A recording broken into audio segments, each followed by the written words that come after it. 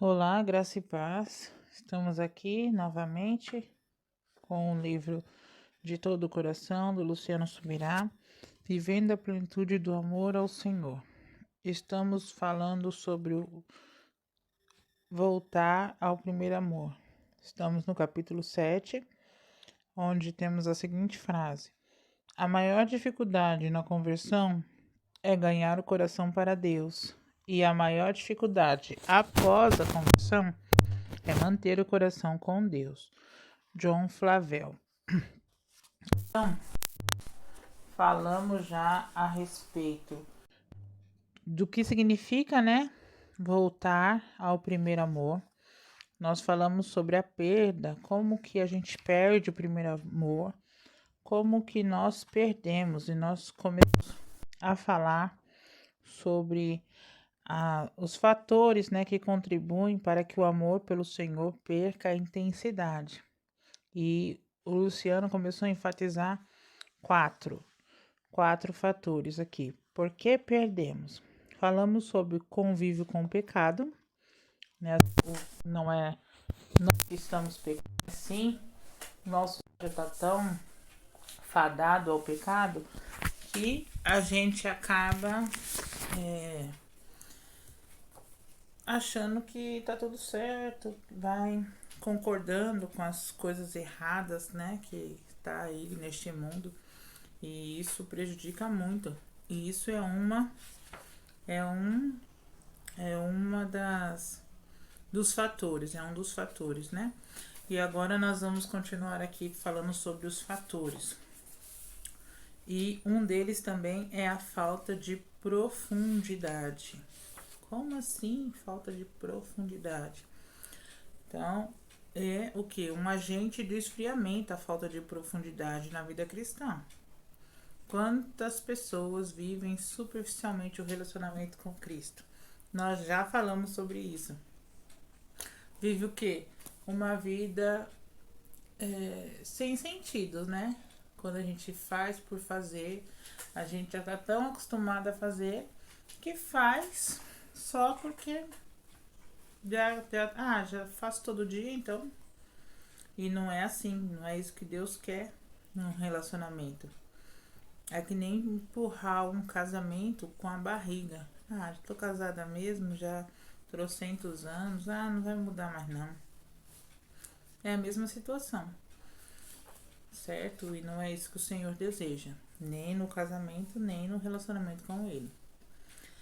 Na parábola do semeador, Jesus falou acerca da semente que caiu em solo pedregoso. A palavra brota depressa, mas não desenvolve profundidade. A razão é que a raiz não consegue penetrar um solo com muitas pedras, mas pouca terra. O resultado é uma planta superficial. E o risco é que, em saindo o sol, figura do calor, né, das provações, ela pode o quê? Morrer rapidamente, vai secar, porque não tem profundidade, não tem estrutura para se manter firme. Lucas 8,13. Os que estão sobre a pedra são os que, ouvindo a palavra, a recebem com alegria. Estes não têm raiz, creem apenas por algum tempo e na hora da aprovação se desviam. Na hora que vem as coisas mais difíceis, na hora da tempestade, na hora da dificuldade, eles acabam que se desviando. O segredo para não nos afastar do Senhor, nem perder a alegria inicial, é desenvolver profundidade na vida espiritual. Precisamos de raízes profundas. Certos cristãos vivem somente de cultos semanais.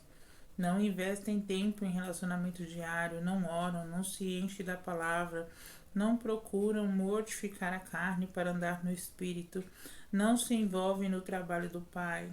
São rasos, contentam-se com a superfície. O que esperar espiritualmente falando como consequência dessa superficialidade, se não uma vida curta?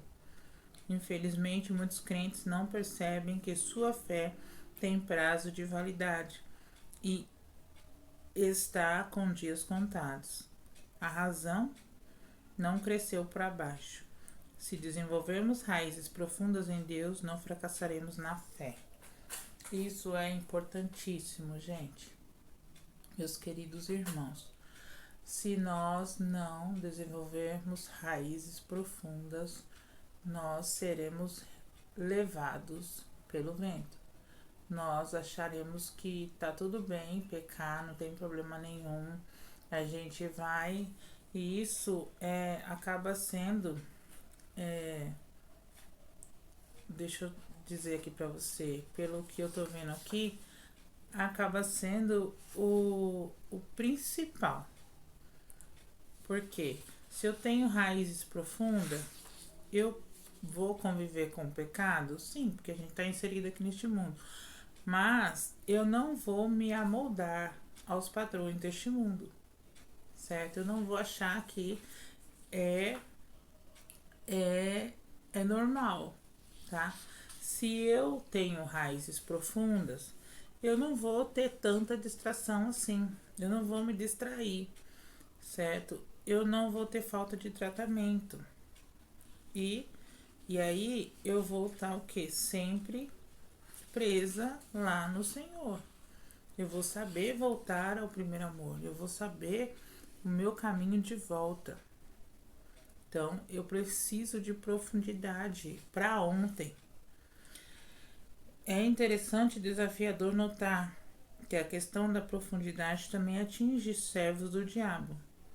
Em carta à igreja de Tiatira, o Senhor Jesus elogiou os que não conheceram as profundezas de Satanás.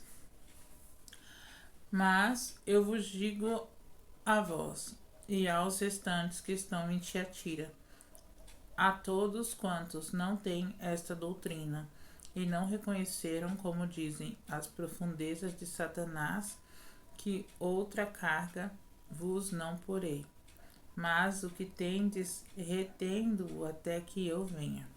Apocalipse 2, 24 e 25. O mesmo princípio também se aplica a quem está no reino das trevas. Se quem vive no engano das trevas chega a desenvolver profundidade, mesmo que em uma caminhada rumo à perdição, quanto mais nós que conhecemos a verdade, né? Tem tantas pessoas aí mais profundas no mundo obscuro que curte aí o satanismo, né? Que vai mais profundo, as magias negras, esse tipo de situação, vendem a alma pro diabo, essas coisas, né? Fazem pacto e tal. São as pessoas mais negras, mais profundas, mais obscuras nesse sentido, que tá aí na escuridão. Mas do mesmo jeito que tem também os rasinhos, né? Que são essas pessoas aí do dia a dia que vivem aí no pecado, vivem aí cometendo vários tipos de imoralidade, mas nem se perguntar quem é o diabo nem sabe. Se perguntar se vai pro céu ou pro inferno, nem sabe, porque não tem profundidade referente a isso. Mas, igual do nosso lado de cá, né? Também tem quem? As pessoas que estão ali na luz, as pessoas que estão buscando uma vida de santidade, uma vida de renúncia, uma vida íntegra com o Senhor, uma vida forte com Deus, né? Raízes profundas com Deus. E tem aqueles que estão, né? Vão para a igreja, senta lá, ouvem uma palavra, vão embora. Que estão aí morno, né? Que estão aí em cima do muro. São lugares que não é de Deus. Então a gente tem que sair do raso. Não devemos aceitar viver de modo superficial. O motivo não deve ser apenas porque, em perspectiva, até um servidor do diabo caminha para a profundidade, mas porque o raso é um lugar de risco extremo para nossa fé. Nossa fé não pode estar no raso, tá bom? Falta de tratamento.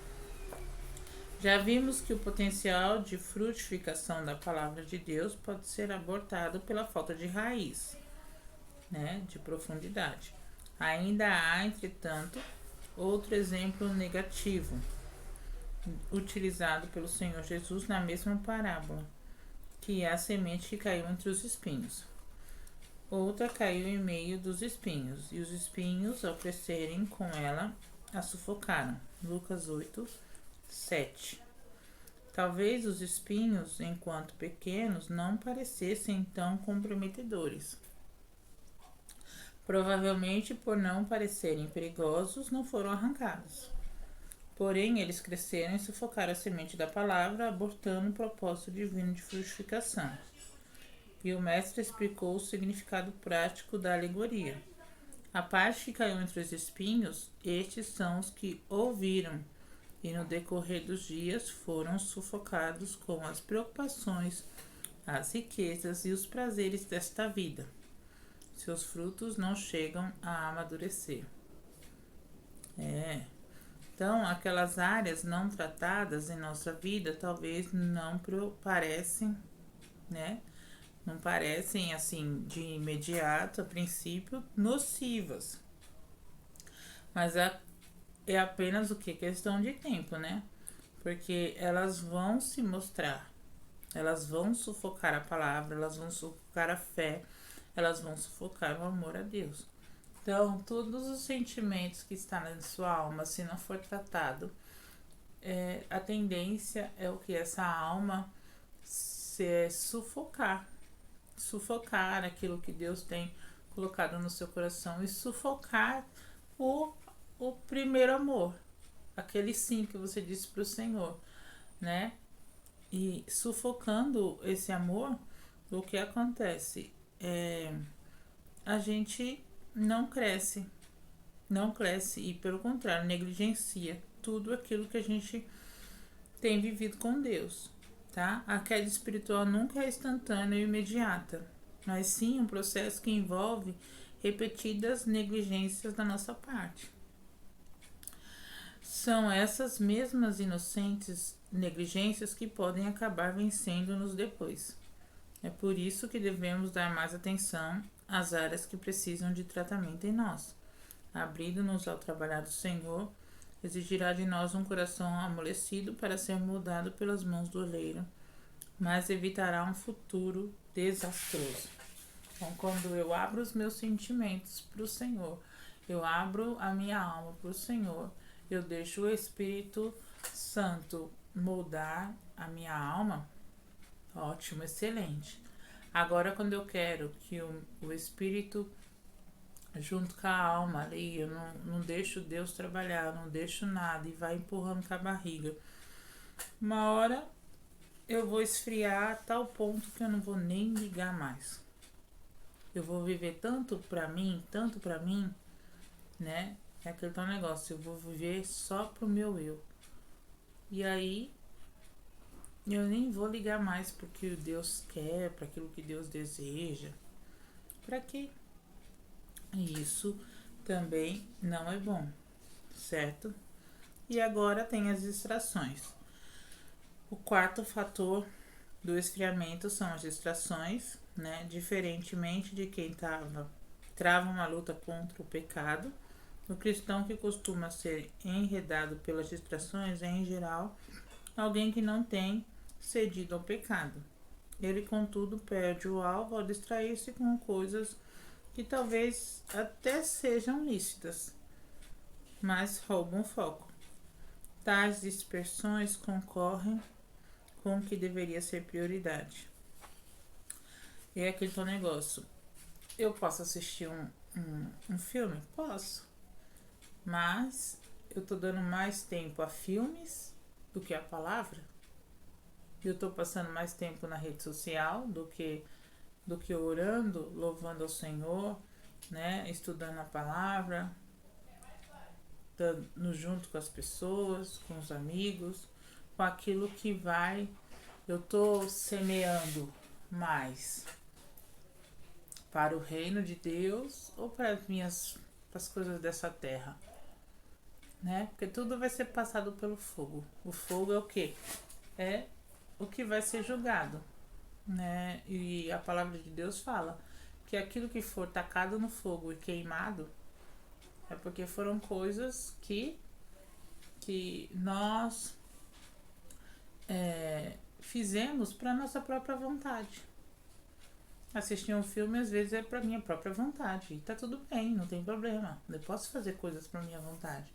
Só que esse tipo de coisas vai ser queimado no fogo. Só vai subir aquilo que for para o reino de Deus. Como pedras preciosas. Aquilo que eu, né, pude ter.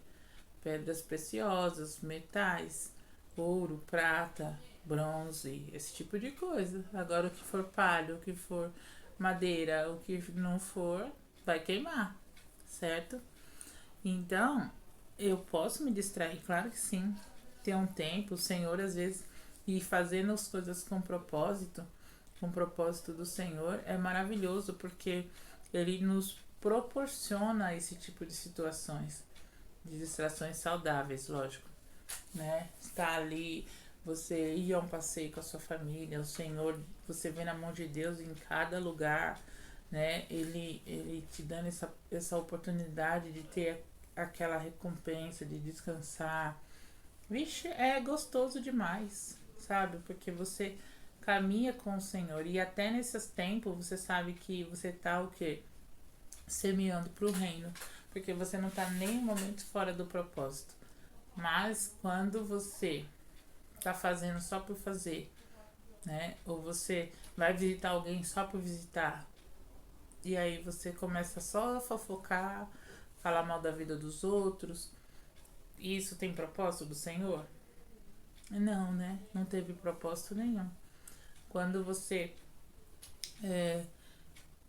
vai e compra aquele negócio que satisfez, né, a sua vontade, mas teve propósito? Então, não. Foi só um tempo de distração ali. Perdeu o rumo um pouco. E se você não tomar cuidado, você acaba toda vez caindo na mesma distração. A Bíblia revela que quando Moisés foi ao Egito com uma mensagem de libertação, o faraó aumentou o trabalho do povo para que este esquecesse a ideia de adorar a Deus. Então, o faraó quis trazer uma distração para o povo de Israel. E Faraó disse também: o povo da terra já é muito e vocês ainda querem que eles descansem de suas tarefas. Naquele mesmo dia, Faraó deu uma ordem aos feitores do povo e aos seus capatazes, dizendo: daqui em diante não forneçam mais palha ao povo para fazer tijolos, como antes, que eles mesmos ajuntem para si a palha, mas exijam deles a mesma quantidade de tijolos que antes faziam. Não diminuam a cota. Eles estão desocupados e por isso gritam: vamos e sacrifiquemos ao nosso Deus. Imponham mais serviços a estes homens para que se mantenham ocupados e não deem ouvidos a palavras mentirosas. Êxodo 5, de 5 a 9. Esse quadro, ao meu ver, é uma ilustração da estratégia usada por Satanás até hoje contra os cristãos. Aliás, na tipologia bíblica, o faraó é uma figura do diabo, né? Nosso antigo tirano e opressor de quem Deus nos libertou. Está lá em Colossenses 1,13. Então, a ideia do faraó foi ocupar os israelitas a ponto de esquecerem a vontade de Deus para aquele momento. E a mesma armadilha segue capturando vários crentes. Ou ele ocupa demais, né? A pessoa quer trabalhar, ao ponto de nem lembrar que precisa adorar a Deus, que precisa se voltar ao Senhor, que precisa seguir as ordens, as leis, né? Conforme o Senhor nos orientou na sua palavra. E aí não descansa, e aí não dá atenção à família, e aí olha, tá tudo errado. É errado trabalhar? Claro que não é. O trabalho não é um castigo, tá, gente? O trabalho ele veio juntamente com a fundação do mundo, quando o Senhor criou Adão e disse a ele para dar nomes aos animais, dominar sobre a terra. Então, o trabalho é algo que Deus deixou para nós. Mas quando ele cometeu o pecado, o que aconteceu? Ele iria ter que se esforçar um pouco mais, mas isso não significa que ele ia ter que trabalhar, só trabalhar. E aí é o que acontece muitas vezes, a gente acaba querendo só trabalhar e esquecendo de quem nos sustenta. E a gente acaba até adorando o trabalho, ao ponto de achar que se eu não trabalhar, ai, Deus não vai me abençoar, se eu não trabalhar, eu vou perder o emprego, né? E isso não é verdade. Isso é uma cilada do diabo. Ao mesmo tempo também só se distrair. Ai, aí eu saio com os amigos, eu faço, aconteço e tal, né? E não cumpro com as minhas obrigações também de estar ali com o Senhor, de colocar minha vida diante do altar. Então nós precisamos tomar cuidado com essas armadilhas, porque é uma armadilha, né? Desde a antiga aliança, o Senhor exigia um dia semanal de descanso, na qual as pessoas não somente paravam de trabalhar, como também usavam o tempo para buscar e adorar ao Senhor. Infelizmente, há muita ocupação tem sido fator de distração para os cristãos sinceros, que não cederam às pressões do mundo ou do pecado, mas permitiram que o relacionamento com Deus esfriasse. Na parábola da grande ceia, Jesus descreveu um banquete, o que não fala apenas de um lugar para comer e renovar as forças, e sim de tempo de comunhão e intimidade à mesa. Assim como na carta à igreja de Laodiceia, Cristo usa a figura de uma ceia para retratar seu anseio de relacionamento conosco. Isso está lá em Apocalipse 3:20. Esse era o assunto em questão na parábola. Ao ouvir tais palavras, um dos que estavam à mesa com Jesus lhe disse: Bem-aventurado aquele que participar do banquete no reino de Deus. Jesus, porém, respondeu: Certo homem deu uma grande ceia e convidou muitos. À hora da ceia, enviou seu servo para avisar aos convidados: Venham, porque tudo já está preparado. Mas todos eles, um por um, começaram a apresentar desculpas. O primeiro disse: Comprei um campo e preciso ir vê-lo. Peço-me que me desculpe. O outro disse: Comprei 5 juntas de boi e vou experimentá-las. Peço que me desculpe.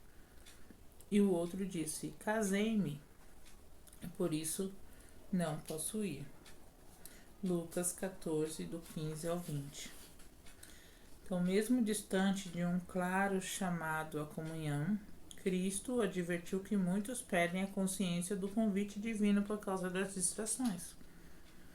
Coisas que em si não são erradas, né? Casar é errado? Não. Comprar 5 juntas de boi? Não. Né? Comprar um campo é errado? Não.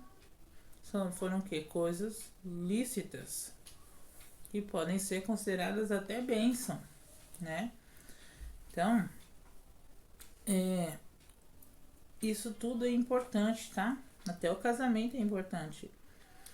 E graciosa instituição divina.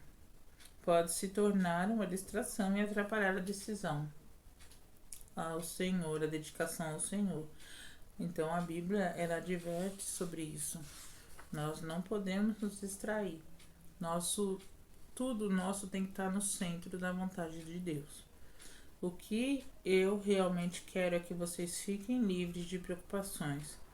Quem não é casado, cuida das coisas do Senhor, de como agradar ao Senhor. Mas o que se casou, cuida das coisas do mundo, de como agradar a esposa, e assim está dividido. Também a mulher, tanto a viúva como a virgem, cuida das coisas do Senhor, para ser santa, assim no corpo como no espírito. Mas a mulher casada se preocupa com as coisas do mundo, de como agradar ao marido. Digo isto para o próprio bem de vocês, não para impor limitações, mas tendo em vista que é decente e para que vocês possam se consagrar ao Senhor sem distração alguma. 1 Coríntios 7, 32 e 35. É verdade. Quem é solteiro, quem é viúvo, consegue se dedicar mais às coisas do Senhor por conta de que não precisa se preocupar com o marido. Ai, o marido vai chegar no trabalho, eu preciso estar lá fazendo comida para ele, não sei o que e tal, não sei o que. É verdade, certo? Mas tem as coisas. Então, com o marido, a gente se preocupa mais com as coisas terrenas. Comer, né? Ter um bom relacionamento sexual com o marido. Isso é o quê? Coisa do nosso corpo. Coisa que a gente precisa por conta da nossa carne, né? Ter ali, você passar um tempo junto com o seu marido, com a sua esposa. É o quê? Tudo aqui terreno, né? E essas coisas faz parte, lógico, da nossa vida cotidiana. Elas acabam sendo o quê? Distrações, porque ao tempo que eu vou estar cuidando do meu marido, eu poderia estar cuidando de algo para o Senhor, fazendo algo para agradar ao Senhor. Claro que cuidar do meu marido é para agradar ao Senhor, com certeza, mas eu poderia estar fazendo uma outra coisa. Ainda mais se isso não estiver dentro do propósito daquilo que Deus deseja para mim. Porque às vezes o Senhor não quer que eu case e eu vou lá e caso de propósito. Porque eu quero casar, mas não que seja um propósito.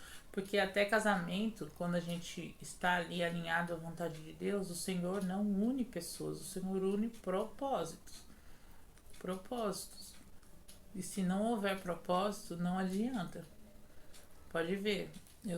Eu falo isso porque pela minha experiência como filha do Senhor, né? Pela palavra também, como aquilo que Deus fez na vida de Jacó. Jacó se interessou por Raquel. O coração dele fez tum-tum para Raquel. Mas o propósito do Senhor não era Raquel, era Lia. Era Lia. Por isso que Deus deixou que Jacó casasse com Lia. Porque Lia era a mulher que iria poder dar a ele todos aqueles filhos que ela teve. Raquel não teve filhos, gente. Raquel teve 2, ainda meio que capengou. Teve um e depois veio atrás para querer mais um e aí morreu. Se tivesse parado naquele um, talvez teria vivido mais. Porque o Senhor sabia que ela não podia ter filhos. Entende? Então, isso é o que? Propósito.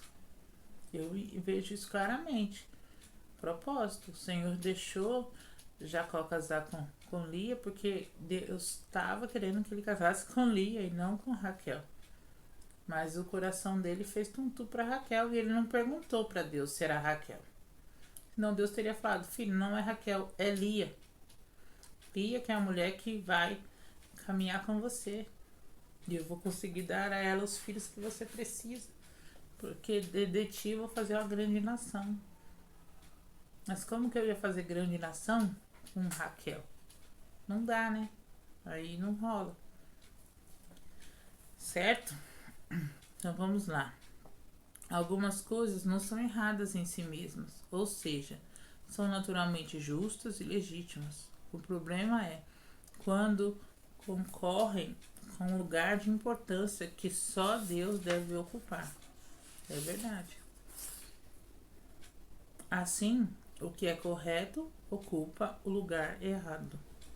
E dessa forma, o que está querendo dizer? Ter marido não é errado. O problema é ele estar ocupando o lugar de Deus. Ter filhos não é errado. O problema é eles estarem ocupando o lugar de Deus. Né? Ter um trabalho não é errado. O problema é esse trabalho estar ocupando o lugar de Deus. Sair com os amigos não é errado. O problema é esse sair estar ocupando o lugar de Deus. Ir na praia na casa de campo, não é errado. O problema é isso, tudo está ocupando o lugar de Deus. E aí o que é correto está no lugar errado. E dessa forma que o serviço prestado ao Senhor também pode ser tido como uma distração. Já vimos que os irmãos de Éfeso perderam o primeiro amor, ainda que não tivessem parado de trabalhar para Deus. Eu posso estar fazendo tudo para Deus, mas não estar fazendo da maneira certa. Encontramos uma clara advertência do Senhor Jesus no episódio bíblico de Marta e Maria. Enquanto Maria estava aos pés de Jesus, Marta agitava-se de um lado para outro, ocupada em muitos serviços. A palavra que consta no original grego, traduzida para agitar-se, é perispam, que significa separar, afastar, distrair, tá? Então, ela estava no estado de estresse mental, estava distraída, estava super ocupada. Ela não parou em nenhum momento para prestar atenção no que o Senhor estava falando. Ela não participou daquele momento com a sua presença. Ela poderia estar ali cozinhando e tal, poderia, mas ela poderia também estar ali prestando atenção no que o Senhor estava falando ao mesmo tempo, certo? Ela poderia ter chamado: Senhor, vem aqui, né? Que eu vou, enquanto eu faço a comida, o Senhor vai falando e eu vou prestando atenção no que o Senhor está falando. Poderia, mas ela não fez nada disso. Porque o que ela estava fazendo era importante, que era comida. Só que ela estava tão preocupada em cozinhar bem, em preparar aquilo decentemente para o Senhor, que o quê? Que ela estava se distraiu dali, ao ponto de reclamar da sua irmã, certo? Então, não creio que Marta estivesse trabalhando somente para manter a casa em ordem. Penso que ela conservava boa motivação, queria ser uma boa anfitriã, né? Porém, o que acontece? Até os bons motivos podem se tornar distrações. Que foi o que aconteceu com Marta. Que aí ela reclamou da irmã. Aí Jesus teve que falar com ela: filha, Marta, você ainda anda inquieta e se preocupa com muitas coisas, mas apenas uma é necessária. Maria escolheu a boa parte e essa não será tirada. Lucas 10, 41, 42. Então a gente precisa lembrar, apenas uma é necessária. Eu estou trabalhando, mas eu preciso estar conectada com o Senhor. Eu estou na praia lá com os meus amigos, com a minha família, mas eu preciso estar conectada com o Senhor. Nada, absolutamente nada é mais importante do que a minha conexão com Deus, a minha profundidade com o Senhor. Distração alguma pode mover-se da concentração em buscá-lo. Precisamos ter cuidado com qualquer coisa, até com as boas e lícitas, que podem ser consideradas bênçãos. A razão é clara: tais bênçãos podem distrair, tirar o foco, que precisa estar no abençoador e não na bênção, né? Manter a atenção nessas 4 áreas protege o amor pelo Senhor. Observá-las é útil para evitar perda ou depreciação do primeiro amor. Então, não podemos, contudo, abordar somente a prevenção, porque muitos de nós perderam o primeiro amor. Então, assim sendo, o que fazer se já houve a perda? O que fazer se eu já voltei, já me desviei do caminho, já fiquei meio assim, né? Não sei se eu vou para frente ou se eu vou para trás. Aqui tá caminho de volta, para finalizar aqui o capítulo 7. O caminho de volta é o caminho da restauração. Gente, eu me perdi, eu não sei mais o que fazer, né? Foi o próprio Senhor Jesus quem utilizou o verbo voltar. Lembre-se, pois, de onde você caiu, arrependa-se e volte à prática das primeiras obras. Se você não se arrepender, virei até você e tirarei o seu candelabro do lugar dele. Apocalipse 2:5. Então, as porções das Escrituras revelam 3 passos que nós devemos fazer, né? Se nós nos desviamos, se nós não estamos no primeiro amor. Nós precisamos lembrar, nós precisamos arrepender e voltar à prática das primeiras obras. Então, é um ato que... O primeiro aqui é um ato de recordar. Eu preciso dar lembrança. Se eu já tive experiências com o Senhor, se eu já estive lá no primeiro amor, eu vou me lembrar disso, né?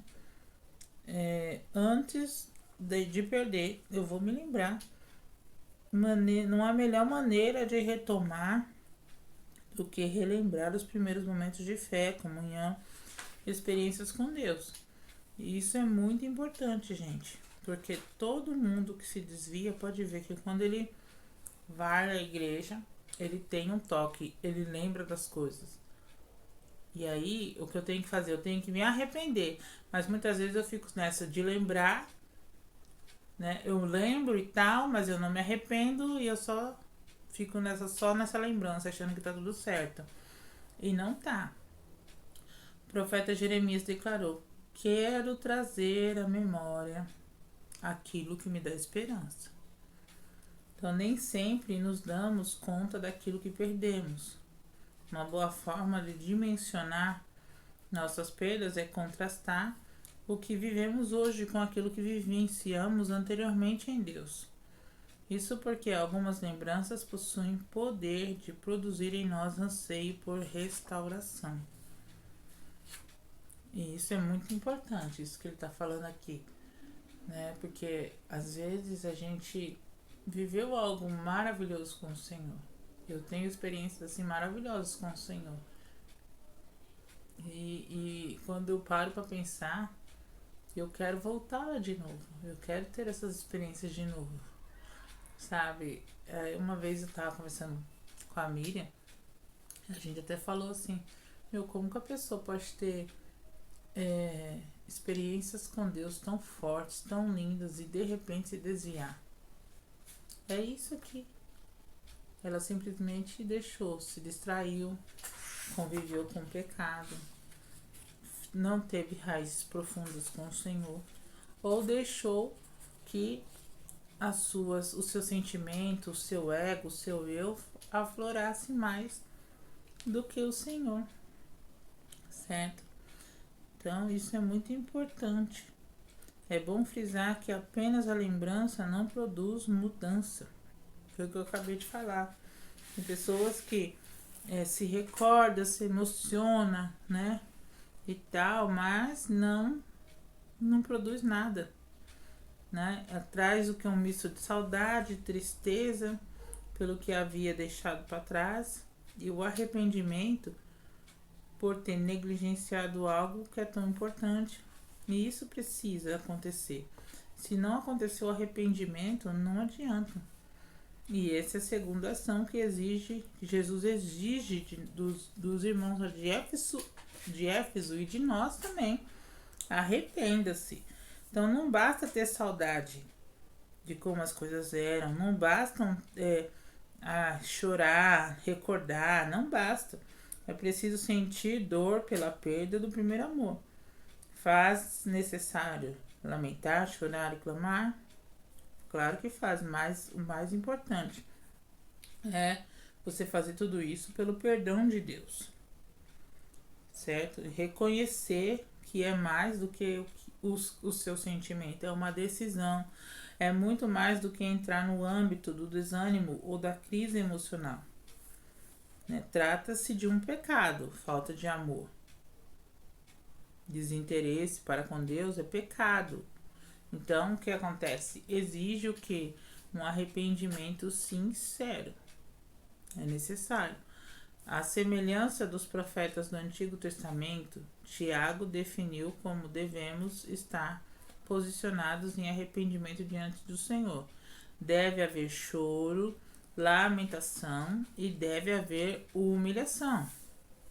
Aqui, cheguem perto de Deus e Ele se achegará a vocês. Limpem as mãos, pecadores. E vocês que são indecisos, purifiquem o coração. Reconheçam a sua miséria, lamentem e chorem. que o riso de vocês se transforme em pranto e que a alegria de vocês se transforme em tristeza. Humilhem-se diante do Senhor e Ele os exaltará. Então, é crucial. Humilhar-nos perante o Senhor é o caminho para a exaltação. O melhor, nós podemos chorar, nós podemos o quê? Chamar de restauração, porque ela é inevitavelmente a consequência do arrependimento. Então, ao reconhecer que abandonamos o amor, é crucial separar rapidamente um tempo para orar e chorar. Nesse ambiente, buscar a renovação da paixão por ele. Eu preciso ficar muito tempo aí vagando nessa falta de desinteresse por Deus, né? Desinteresse para com o amor, desinteresse de amar o Senhor? Não. Assim que eu percebo, eu já tenho que me arrepender. Não precisa ter um momento chave, um momento X para poder fazer isso, tá? Recordar e chorar não são toda a cura.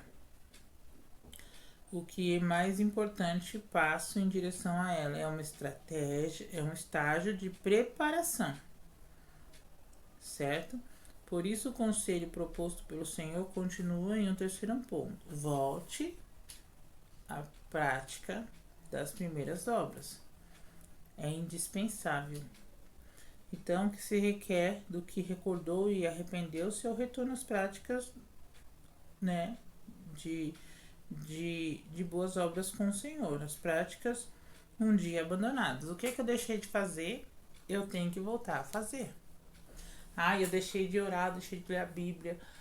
Eu deixei de cantar louvores. Então, eu tenho que... pera lá. Deixei? Então, peraí. Deixa eu voltar ao que eu deixei de fazer. Porque eu já chorei, eu já me arrependi. Então, eu preciso voltar. Para que eu possa o quê? Buscar o quê? Raiz profunda, para que os meus sentimentos sejam tratados com o Senhor, para que eu não fique me distraindo à toa, para que eu consiga, né, aí tá cheio do Senhor, cheio do Espírito Santo, para que eu saiba discernir, não ficar aí me moldando aos padrões do mundo, certo? Então, eu preciso voltar. As primeiras obras a que Cristo se refere não são o primeiro amor em si, mas estão entreladas a ele, ou seja, são uma forma de expressá-lo e alimentá-lo. Elas têm a ver com a forma com que nós o buscamos e como nós o servimos. Ressalto que Jesus não protestou porque os efésios não o amavam mais, e sim porque já não o amavam como anteriormente. Lembra lá do amor incorruptível? Os efésios estavam amando ao Senhor, mas com amor corruptível. Então, precisamos mais do que o reconhecimento da perda de um retorno ao que era antes. Precisamos voltar a agir como no início da caminhada com Cristo. O que eu fazia quando eu caminhava com o Senhor logo no começo? Né? Então, é isso aí que eu preciso voltar a fazer. Lembre-se de que ele não aponta um erro para destruir-nos. Jamais o Senhor vai fazer isso. Mas ele faz isso para que nós sejamos o quê? Impulsionados a um lugar melhor, impulsionados a crescer, impulsionados a querer estar mais perto dele. A tristeza do arrependimento existe e é produtiva. Ela deve tomar nosso interior. O processo, porém, não acaba aí. É vital levantar o rosto do chão, sacudir a poeira e prosseguir. Certo? Eu não posso ficar lá e achar que até ali tá tudo certo. Não. Para que isso seja possível, contamos com a maravilhosa graça de Jesus, né? Que isso é disponível a quem quiser trilhar esse caminho do amor. Glória a Deus, né? Então, primeiro, o resgate do primeiro amor. Depois, a permanência nele. Que aceitemos o desafio e sigamos cada passo necessário para entregar-lhe nada menos que o amor total. Então, a gente precisa aí se colocar à disposição do Senhor. Precisamos, sim, resgatar o primeiro amor em nós, ainda mais crente antigo, né? Como eu e como muitos que estão aqui também.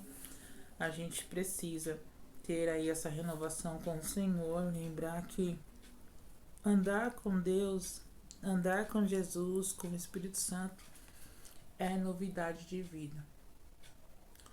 E a gente precisa estar disposto a viver essa novidade, porque senão eu fico fadado a viver a mesmice. E meu Deus, não é assim. Aí eu fico achando que esse é o melhor que eu posso dar, e não é verdade. Então nós vamos orar e falar com o Senhor. Senhor, que nós jamais o troquemos por nenhuma coisa ou pessoa. Que nós continuemos buscando a Ti em primeiro lugar nas nossas vidas.